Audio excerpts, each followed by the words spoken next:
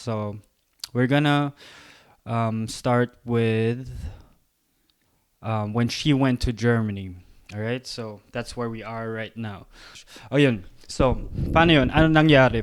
What happened from there? So, kinausap niyo yung friend niyo, tapos, Binigyan ako ng ticket. basta Kaming dalawa. binigyan.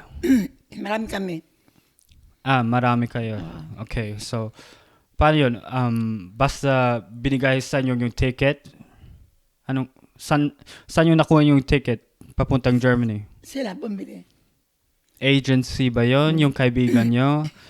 So yung agency, Yeah. bayad yung ticket na yon. Wala kayong gastos sa ticket. Binayaran ko yung 50,000. O yun. So binayaran nyo yung ticket na yon, 50,000 pesos that time. Okay. Only one way. Only coming here. So one way to Germany. So agency din yon. May mga requirements ba? No. So basta may pera kayo, pwede yung bayaran yung ticket, tapos makakapunta kayo ng Germany. So that was your opportunity. So nagbayad ko ng 50,000 and then off to Germany. Tapos sila mami ko and yung mga kapatid niya naiwan uli sa Philippines. So iyakan na naman sila mami and you. And yeah. Okay, so nakapunta na kayo sa Germany. What was yung first thing na ginawa nyo? What was yung mga first steps nyo dito sa Germany? Na-surprise kami lahat dahil at that time is winter time. Yeah. Wala kaming jacket. Walang makakapal na jacket. Malamig. So, napakalamig, nagyayelo eh. Ngayon, merong sumalubong sa amin na Pilipina at Pilipino. Ngayon, dinala kami sa isang hotel. Lahat kami nag-hotel. Pero nag-separate ng room. Kami 4 yata kami nasa room. Then, umalis sila. Sabi namin, at tinanong namin na hanggang kailan kami dito sa hotel na to. Sa Bahnhof. South Bahnhof. okay, main train station dito sa Marco Germany. Polo yata. Then, yun nga, iniwan kami doon. Wala kaming perang Deutschmark, kundi yung mga pagkain dala namin, galing aeroplano, yun ang kinakain namin. Dahil hindi naman sila araw-araw na pumupunta sa amin. Yeah. Hindi kami dinadalaw. Sabi lang, kukunin ko kayo isa-isa kasi hindi po pwedeng lahatan. So ngayon naiwan kami, dalawa kami babae. Yung iba na-dispose na. Yung pala ginagawa nila, mahanap muna sila na ma-employer na nangangailangan ng babysitter. Tsaka kami papasok.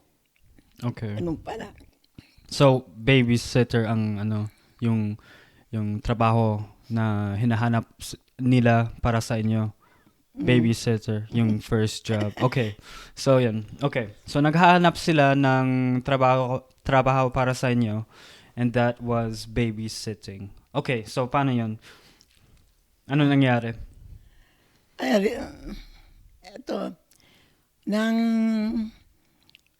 hindi pa sila dumarating, mag-alas 12 na, siguro mga naka-4 na araw na kami doon. Yung alas 12, yung pala yung mga German, ang may-ari ng hotel, mag-alas 12, i-out na kayo. Wala kaming pera pambayad, saan kami pupunta? Kaya tinawagan ko sila, mabuti na lang, at may mabait na German, bumaba ako, naghanap ako ng telephone booth dahil pinalalais na kami ng may-ari ng hotel. Tapos wala akong pera, hindi ko alam kung paano tatawag sa kanila. Hindi ako marunong gumamit ng German. Ngayon, may naawa sa akin. Binigyan ako ng coin. Tapos siya nagdayal. Tapos tinawagan ko si Carmen, tsaka si Conrad. Tapos dumating na sila. Tsaka nila kung may kinuha. Pero marami kami mga Pilipinong nakita na naka-stranded doon. Sa hotel na yon. Mga wala rin kinakain, yung mga tinapay na matitigas na binakain namin. So naghihintay din sila sa makuha ng work. Naghihintay din sila makuha ng mga jobs or something. Okay. So nasa hotel lang kayo, naghihintay kayo to have a job. So when did you get a job? So how Yun, long? After 4 days. After 4 kinuha na days. ako. So okay lang. Yeah, that's okay, di ba? 4 days lang. Dinala ko sa American family na may anak na 2. Tapos nag-babysit kayo doon. Yeah. Okay. Ang sweldo $250. So, malaki na yun para sa inyo, di ba? Dahil mas malaki ang sweldo ko sa Saudi. Hindi na kami makakaangal dahil wala akong return ticket. Isang ticket lang. $250 a month. Tiniis ko na yun. So, $250 a month. Yeah. $250 a month. So, how many hours kayo nag-work a month? Or in a week? A day? Kasi live-in ako dun eh. Oh, okay. So, Live-in. 250. Yeah, then that's not Pag too much natulog na money. yung mga bata, pwede na ako matulog pagkatapos ng mga gawain ko. So, yeah, it's not that. Yeah, okay. It's not that much money. Well, so, how long you work there as a babysitter? Ganong katagal kayo nag-work? Mahigit pa sa 8 hours. Dahil Dahil namamlansya pa ako sa gabi. Hindi. I mean, how long did you work there as a babysitter? Dahil nagkaroon na ng problema yung mag-asawa at dahil pinagsisilosan ako, pinalayas ako. So, how long? Siguro after nga 3 months din ako nag-stay sa kanila. 3 months. Oh, okay. Wow. Okay, so 3 months you were working as a babysitter sa isang American family. Okay. Then what? Doon, nung pinalayas ako noon, gabi noon mag-aalas 9 na ng gabi. Wala akong mapuntahan at nag-i-snow. Ang ginawa ko, nakakita ko ng telephone booth. Dahil nakasarado, pumasok ako doon. Sabi ko, saan kaya ako tutungo nito? Sabi ko gano'n. Ngayon, meron nakakita sa akin na Pilipina na pangalan nito. Tinanong niya sa akin, kapit bahay namin doon sa pinagtrabahuan ko. Sabi niya, bakit ka narito? Sabi, naalis ako kasi nag-aaway sila. Nako, saan ka pupunta ngayon? Wala nga akong alam na pupuntahan. Sabi ko nga, sinama ko sa kanila. Sabi niya, mag-stay ka lang muna dito. Pagkatapos, pakikilala kita bukas sa ibang Pilipina, baka may alam silang trabaho. Dinala ko sa bahay niya, sa kwarto niya. Tapos pinakain ako. Kinabukasan, dinala ko sa ibang Pilipina nung sa kabilang building naman, si Nanay Doreng. Oh, okay. Then, meron isang Pilipina rito sa Platen na nagkukup na mga Pilipinong walang papel. Mga, ano ba tawag doon? Wala kami papel Dami namin. Ngayon, libre naman kami sa pagkain. Asawa siya na ang sundalo rin. Ang ginagawa niya, inutakan kami. Pinaglilinis kami kasi pag naglinis ka, $1, Sila kumukuha ng sweldo namin. Oh. Ginagamit kami, libre pagkain at tulog. Natutulog kami sama-sama sa isang sasay, ganyan. Ang ano doon, pag nahuli ka ng dating, wala kang kakainin, pasensya ka. Kaya parang mabuhay ka kung ano, ikaw ang ng buhay mo. Pero ang trabaho at yung mga kinikita namin sa kanya napunta. So, At very hard time nangyari dito sa Germany. kailan po yun? Anong year? Ha? Anong year yun? Kailan po yun? 1980s, 88 yata eh. 90s. Okay. 88, di ba? Hindi ko po alam. 98 o 88. 1980s. Sabihin natin 1980s. Okay. So, hindi ko naintindihan yun. Like, pumunta kayo dito sa Germany, may opportunity kayo pumunta dito sa Germany, pero wala kayong visa? Tourist lang kasi mga yun. Oo nga, open kasi siya tourist dito visa. So, how long were you here sa Germany? How long I'm work? No.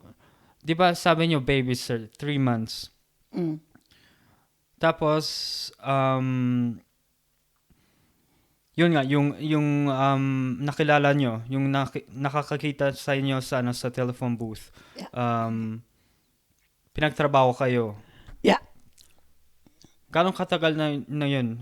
Ganong katagal kayo nasa Germany na yung time na Nang yun? makilala ko si Papi, doon ako tumigil ng pagtatrabaho. So, wait lang, ang gulo. Wait, so babysit kayo, tapos 3 months lang ako una doon. 3 months kayo nag-babysit. Oo. Alright? Tapos, Pinaalis ako, tinulungan ako ng Pilipina yeah. na dinala dito sa Pilipina na nagkukup-kup dahil Yeah. na walang matutulugan. Mhm. Matutuluyan. Yun nga, pinagtatrabaho kami ng Walang wala bayad. kaming bayad. Siya kumukuha ng bayad sa amin. Okay. Pero libre yung pagkain, yung mga ganun. Yeah, yung, libre naman. okay. So, you had a place to sleep and to eat, pero wala kayong sweldo, wala kayong pera. Wala. So, ganong katagal nyong ginawa yon? It's almost a year. Almost a year ginawa nyo yun. Yeah. So, walang sweldo. Paano sila, mami, sa Pilipinas? Wala pa yun. Hindi pa sila. Wala kayong pinapadala na pera? Wala. Wow. Meron ako natatagong pera noon. Pag trabaho ko minsan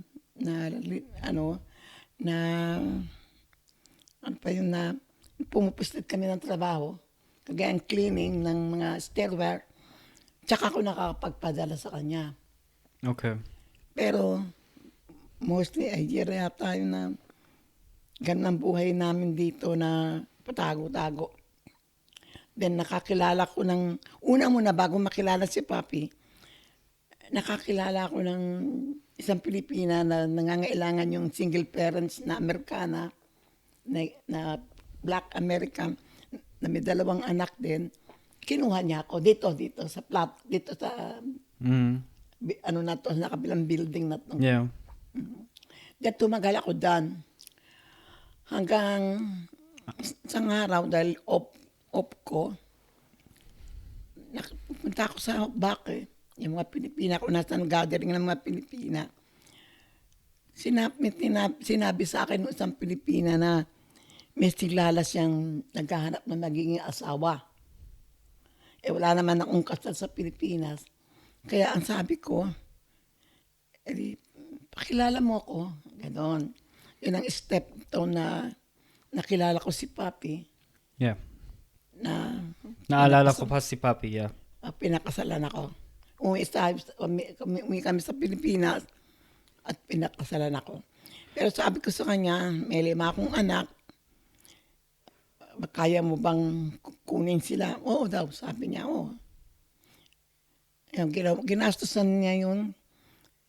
Sila, una-muna, si Raquel, Jenny, tsaka si Ramil. Yun ang una mo namin dinala rito sa pag-flight namin pagbalik. Yun. Doon kami tumira sa Washington. So wait, nag-work kayo sa isang family, sa ibang family na naman as a babysitter. Single parents. Yeah, dito. Okay. Tapos, ganong katagal kayo nag-work dun? Bago nyo nakilala si Ay, yung Papi? Pilipinan, si Gloria. Tagal din eh. Kasi 2 years akong walang trabaho dito eh. Almost 2 years. Magto 2 years bago ko nakilala nung si Papi nga, Espanyol. Okay, so medyo confused po ako kasi you worked as a babysitter 3 months. Tapos, yung Pilipina na tinulungan po kayo. Mm. Ilan years kayo doon? Ha? Ilan years kayo nagtrabaho doon? Yung sa Filipina yung no, Yung sa single nakilala. parents? Hindi yun. Yung before that. Na pinagtatrabaho kami, Yeah, hindi mga tagal. Siguro almost 3 months lang. 3 months din. So, 1.5 years Dahil na yun. nangyayari, nagugutom ako nagugutom kami. Dahil halos pagdating namin, galing sa pinagtatrabaho kami, wala nang pagkain. Dahil doon, grupo-grupo nagluluto sila. Sila minsan wala nang grupo, bago lang ako. Yeah. Kaya minsan naubusan ako ng pagkain. Ginagawa ko, lalabas ako para makakalala ibang Pilipina na nagpapartan ako, ganun. Nangyayari kaya nagpapartan ako. Yun ang pinadadala ko sa mami mo. Okay. Naranasan ko dito ang mag-rake ng mga damo. Dito sa pakit na to. Nililinis namin yung mga damo. Nire-rake namin. Stairwell. Nag-stairwell ako noon. Kasi noon maganda pang bayaran noon. Malaki bayaran noon. Pagka nag-cleaning ka ng bahay, bigyan ka ng 250. Ano, minsan bintana, yung mga ganun. Niranasan ko yun. Mga naglilinis na stairwell. Naranasan ko yun. Okay, so ilang years or months or whatever bago nyo nakuha sila Tita Ramil, Tita Raquel, at sino? Si Tita Kasi Jenny. nang dumating ako dito ng Germany, December, parang December yun eh. Dahil winter time eh. Ngayon, siguro almost 1 year and a half bago ko nakilala yung matanda. Si Papi. So, paano yun? Nakilala nyo si Papi, tapos agad-agad kayo... Doon ako, pinatira niya na ako doon dahil umalis na nga ako dito sa yung single parents na to. nagbe-babysit po kayo. Sabi niya, dito ka na lang sa akin tumira hanggang hindi pa tayo umuwi sa bahay niyo, sa inyo. Kay Papi. Oo. Sa Heusinger Straße. Sa Heusinger Straße na yun. Sa Heusinger Straße yun. Yeah. Okay. Heusinger Straße, by the way, is where I grew up. That's where I grew up. So mga 1.5 years, Yeah. 1.5 years passed before nyo nakilala si Papi. Tapos you went to his house, to his apartment. Doon kayo muna tumira. So paano yung kasal nyo? How did that happen? Umuwi kasal ako sa niyo? Pilipinas, doon ako nakapinag. With Papi sa Pinas. Paglabas, after 1 month, kasi yung matanda natatrabaho, 1 month lang yung vacation niya, minadali niya yung mga papeles nila na mil. Paggawa ng passport sa agency, yun, dala na namin dito. Wala namang problema sa airport. So, sa immigration. Okay. So, umuwi kayo ng Pilipinas. Tapos,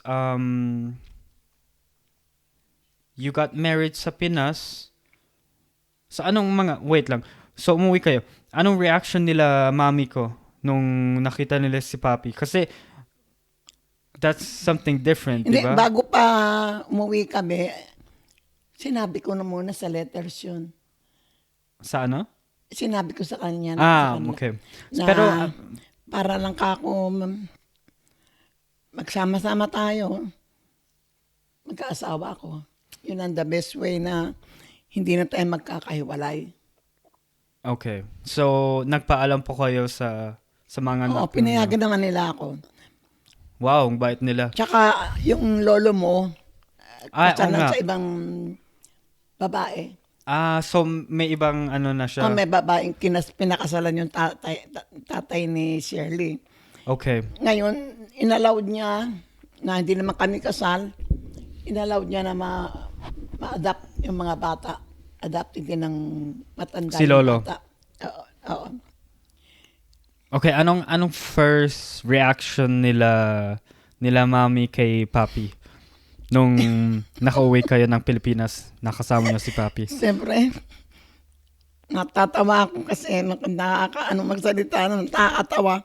Katawa yung katawa rin ako ng Diyos. Nakakatawa yung time na yun. Hindi nagalit, kundi nagtawanan. Dahil yung matanda, maliit siya. Mhm. Tapos, gwapo naman. Kaya lang maliit siya. Kahit na dun sa munisipyo, natatawanan eh. Sabi nga ang dami-daming Amerikano, ba't nagdala ka pa ng Sabi ko, hindi bali na. Basta kasalin nyo lang agad kami dahil yan lang makakatulong sa akin, maiyahaon ko yung mga anak ko. Ayun, pinakasalan. Wala nang tanong-tanong, basta pirmahan kagad. Wala na yung mga yung talagang kinakasal. Wala. Natatawa sa akin eh. Sabi ko, dalian ninyo pagpirma, baka magbago isip.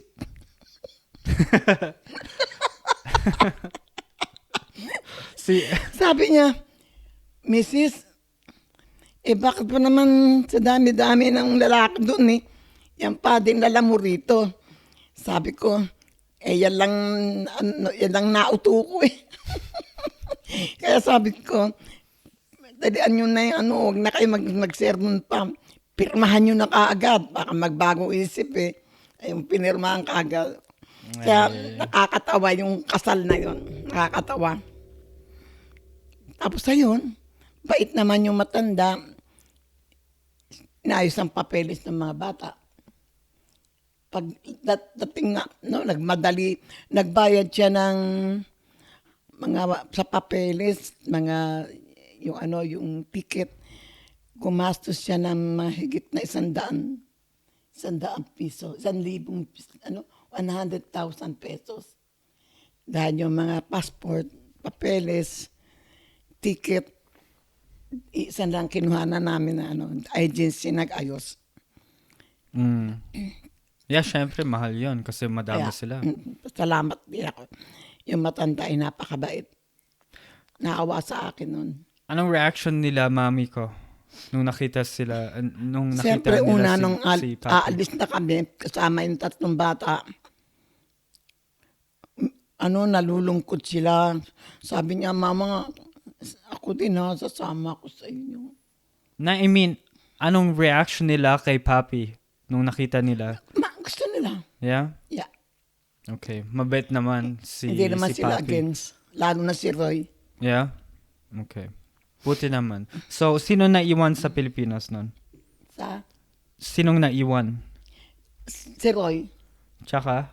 Mami mo. Okay, yung... Ngayon, nung narito na ako, tawag sila ng tawag. Yung dalawa. Si Roy hindi sa decididong pumunta rito dahil nag-aaral. Shirley lang. Sabi niya, Mama, sama mo na ako dyan, kunin mo na ako. Sabi ko, sige, sabay na kayong dalawa ni Roy. Kailan yun nakuha si Tito Roy and si mami ko? Mm-hmm. Kailan yun? So, how long? Tagal na kasi, hindi ko matandaan. Gagalit mo si mami mo, iba-iba ron date na inaano ko. Dahil hindi ko matagal na kasi yun eh. Okay. So, 19. hindi niyo maalala yung ano? Teka muna, 98 yata yung kami umuwi. Nakasal kami 98. Then, 98? 98 yata. Oo, 98. 99. Hindi. 98, nandun na ako. Ay, 7 years na ako nun. Walang, O da- hindi 98. 89. Tama ba yun? 1989. Hindi. Hindi tama. Doc, Kasi sa amin, 1.5 years. 1989. O, 91 ako na-born. So, 2 years lang tapos... Hindi ko na matandaan. Hindi ko na masasabing 78. Oda? Hindi ko alam. Si mami mo nakakaalam naman yung exact na year. Hindi ko na matandaan eh. 1978. Hindi naman 88. Kung 88, na-born ka na 91, di ba? Oo nga. Kaya nasa 7. Tama. So, 1970s ang nakapunta kayo dito 87. So, 3 years lang. Tapos, lahat na nandito sila after 3 years. Kailan nyo nakuha sila, Tito Roy on si Mami? Hindi naman nagtagal eh. Nakuha ko kagad eh. Kasi nahabol namin, hindi pa maghigpit sa immigration. Kaya madaling nakapasok ang mga tao noon na nagtuturis. Hindi na kagaya ngayon. Ayun ang nakuha ko sila ganoon. Sama-sama kami sa isang bahay, sa need. Oo nga, naalala ko yung bahay sa need. So, ilan taon sila mami ko nung nakapunta sila dito? Alam nyo yun? Sa akin?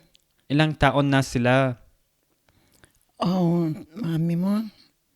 15 yata mami mo noon. Yeah. Tanong ko nga yung mami ko kasi anong 15 o 16. nung pinaanak ako, ilang taon na si mami ko? Hindi nyo alam. Hindi ko na matandaan yun. Okay, so okay lang 'yan. So nung nakapunta sila Tito Ramil dito, anong nangyari? Anong feeling nyo? And sama-sama kami sa isang bahay. 5 bata. Tsaka yung kami dalawa ni Papi. Okay naman ang samahan namin. Ginawa na ni Papi, inanmeldong, ni-registered ang mami mo at saka yung mga bata nag-aaral. Nauna na nag-aaral sila, Ramil. Tapos tumating ang mami mo, napunta sila sa Hauptschule. Di ko pa. Yeah. Basta nag-school sila dito. Nag-aral yung dalawa. Nag-aral sila lahat. Okay. Dito din sila nag-aral. Okay. Good. Tapos, yun na nga, di ba? Ha? Yun na nga. Finish na yung story niyo actually. Kung paano nakapunta kayo dito. Yeah. So, we had a short break kasi hindi naalala ni Lola yung mga dates or kailan nakapunta dito sila Tito Ramil and Tito Roy because they were brought here separately. So yung nangyari was Lola was working here in Germany as a babysitter, had several jobs like cleaning people's houses. And eventually she met Papi, I also remember. And they got married sa Pilipinas. She got 3 of her kids, went back to Germany, fixed all the papers for the remaining 2 in the Philippines, got them, and then they were here. So, let's skip the details kasi hindi maalala ni Lola. Okay lang yun. We'll have the interviews, we'll have the conversation with Tito Roy and everyone else if they want to do it. So they will also share. They can share, I think, more in detail because they'll be most likely to remember more. So okay.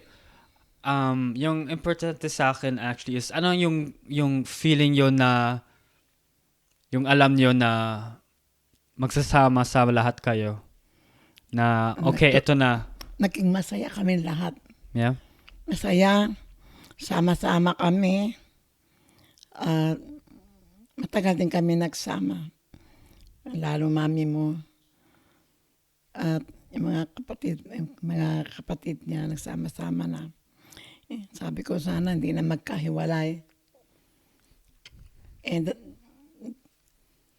hindi ko na may kukwento yung bakit napunta sa Amerika mami mo.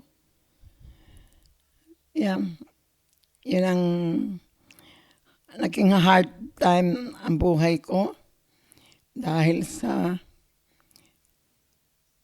na gusto ko lang makuha yung mga anak at makapiling. Dahil single parents ako, sa 5 anak, napaka-imposibleng mabuhay mo sila. Kaya sa awa ng Diyos, tinulungan ako maging matatag, maging malakas ang loob. Kaya yun, tinulungan ako ng Diyos na ma-reach ko itong buhay na ngayon. Yeah. Definitely, yes. Totoo. Sinasabi ko, then, pag nag-uusap kami ni Elise, sinasabi ko din na parang talagang unbelievable yung mga ginawa niyo sa buhay niyo. Ang dami yung na-experience na hindi maganda, ang dami yung hardship sa buhay ninyo. Yeah, tama.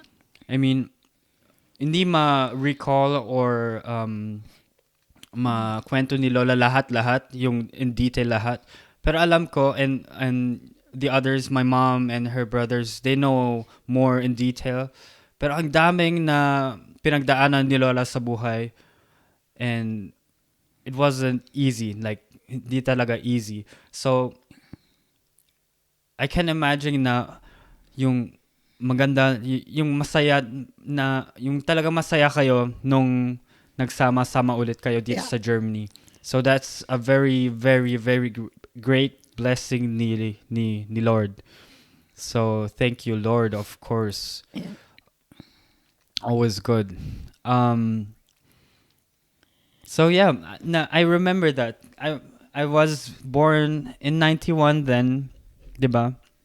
Yeah. And as you said, 'di ba, sabi nyo, sana hindi na kayo maghiwalay. Yeah. So I remember si Tita Raquel was yung una na umalis. Kasi 'di ba yung first husband niya, she was young din. Dave. No, si Dave. Tapos they met, tapos they got married, and then pumunta sila ng States, 'di ba? Yeah. Si Tita Raquel was the first who went off. So I still remember that. Tapos yung second was, I think,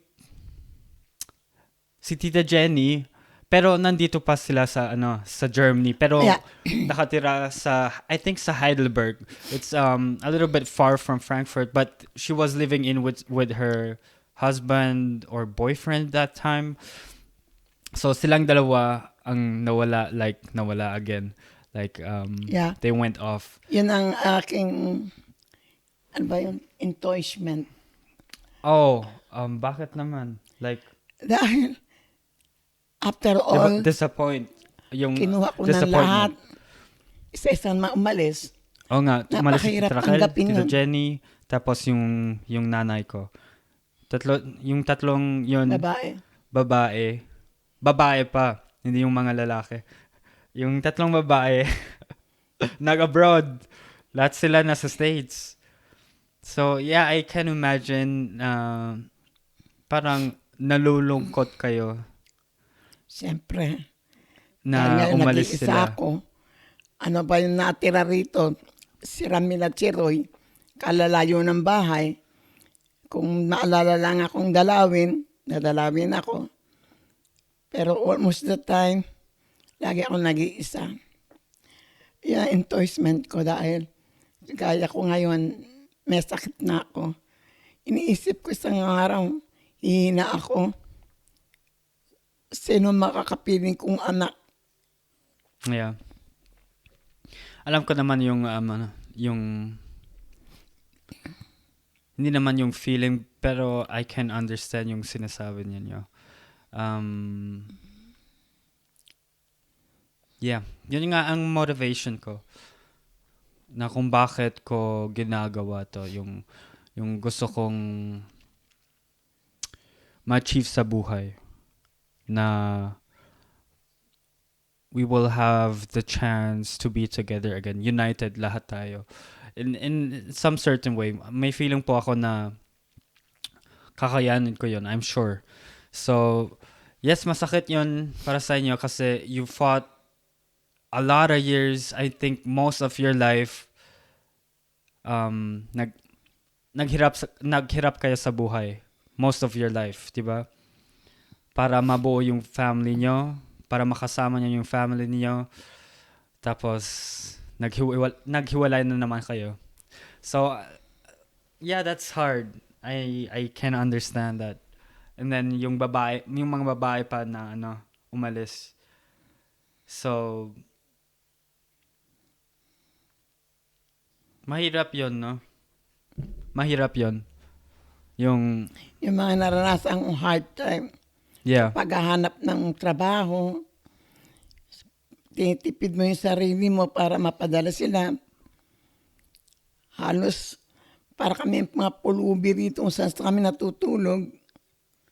Minsan sa Keller, kung meron nagbibigay sa amin ng pagkain, minsan nadalang kami sa Keller ng American, iabutan kami ng pagkain. Minsan, naranasan ko rin matulog sa tabi ng ilog. Yeah. Yeah, dahil wala kaming matuluyan. O kaya sa isang club na bukas magdamag, andun ako sa isang sulok. Dito sa Germany or Yeah. sa... Yeah. Doon sa Hope. Sa may, Pub Cabana. Pero kayo lang, hindi kasama yung mga Marami kaming I mean, hindi kasama walang sila ticket. mami. Hindi kasama Ay, mga wala pa eh. Kayo lang. Kayo, yung una bago ko nagkapapel. Yeah. Wow. Hirap. Hard time talaga. At saka, ang mga Pilipino, siya ang aabuso sa iyo. Kapwa Pilipino. Yeah. Mahirap yun. Naglilinis ako itong stairwell. May isang Pilipinong may papel. Sabi niya, pag hindi mo binigay sa akin yan, tusumbang ta sa pulis. Di ibibigay ko. Yeah. Yan ang nangyari sa amin. Kahirap ng buhay talaga. Pero at the end, it was all good actually. At the end, nakasama niyo yung mga anak ninyo. Ang sa akin, ngayon nag-iisa uli ako. Ang ko lang, nabigyan ko sila ng magandang buhay. Nagkahiwa-hiwalay man kami noon dahil ang aim ko, matulungan ko sa mga anak ko na magkaroon ng magandang buhay. Yun ang ko lang. At hindi ako nabigo. Yeah. Pero one day, makakasama niyo din yung mga anak ninyo. Lahat sila. Only vacation. We will work on that. It's not impossible. Wait lang kayo. Gagawin natin ng paraan nun. Hindi ba ako mag-stay sa state? Hindi ako magbabayad ng insurance ko. It doesn't matter. It's not about that. Yung goal is, Lola, na makasama nyo ulit mga anak niyo, lahat sila. Yeah, It doesn't matter kung saan. It doesn't matter how. It doesn't matter yung mga babayaran nyo, yung mga insurance or something. May gagawin tayo ng paraan na Yeah, we will work that out It's, definitely. it's not impossible na magbakasyon sila para kami magkasama-sama.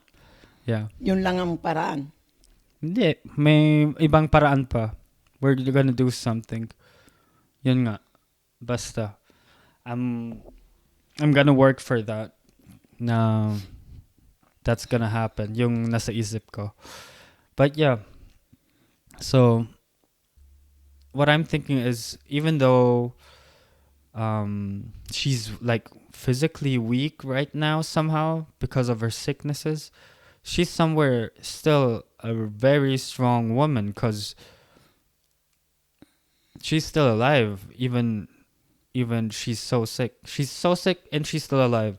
You have to think about that. She's gone through life with with so many hardships in her life, but she's still here. She's still standing. Even today, here at home, even though she's not as strong as she was, she's still managing to do um everything here at home. She can do her laundry, she can wash the dishes, she cooks, she does everything on her own. She's very very let's say independent, all right? She doesn't need me for much at home. She's still able to manage by herself, all right? Yeah, her transportation to the hospital, she calls them, um, tells them when they have to be here, when she has appointments, and she doesn't need me for that. I mean, all she needs me for mostly when I have to buy her medication, go to the pharmacy, or buy something for her in the store. But in a whole, she's very independent. She does everything by herself. Like not a lot of elderly people, or even in the generation of my mom, yeah, um, they're not that as independent as my grandma. They still have to tell their kids to say, "Hey, call the doctor for me to make an appointment." My grandma, with her German, being almost deaf, she doesn't hear much anymore, but she still managed to call the people and somehow communicate with them and tell them to pick her up at this time, at this day, because she has an appointment at the hospital. So she's doing so much by herself up to this day. This is really amazing, and that's why I respect my grandma for everything she's done. Without her, I wouldn't be here. I wouldn't be here even talking to you or being able to do all of this what I'm doing right now, all right? So all the credit goes to grandma for everyone who's here in Germany, our family. Um I'm just really proud sa lola ko that she's done that, and I know more about her story and our history of the family. So it's really beautiful to know where I come from, where what grandma had to go through life, my mom and her siblings. So it's very beautiful for me to know that, and I can only give this to the people out there who are watching. Ask your parents, ask your grandparents about their history, their story, because there's so much you can learn from that. You can learn. There's so much you can find out about yourself by knowing where you come from. All right. So that's so beautiful. Silola is a very strong woman. Um, and I just wanna make the most out of it, out of our time we are spending together, um, in the upcoming years. And there are so many things I want to do, I want to accomplish, um, which she has to witness. Right. So we're working hard here, and we're gonna inspire people, encourage people. We're gonna do a lot. All right. Um, More about that. We're gonna talk about that in another podcast. But it's all about Lola right now. Salamat po sa pag-share ng story ninyo. Okay. Ang ganda talaga ng story ninyo. And talagang proud ako sa lola ko, sa mga na-accomplish nyo po kasi you have to be really strong mentally, physically, and spiritually. So, you're a very strong woman, Lola. Talagang proud ako sa lola ko for what you have accomplished sa buhay ninyo. And na kinaya nyo buhayin yung family nyo. So, salamat, Lola. Okay. And we're gonna do this again, definitely. Alright? Sige. Salamat, Lola.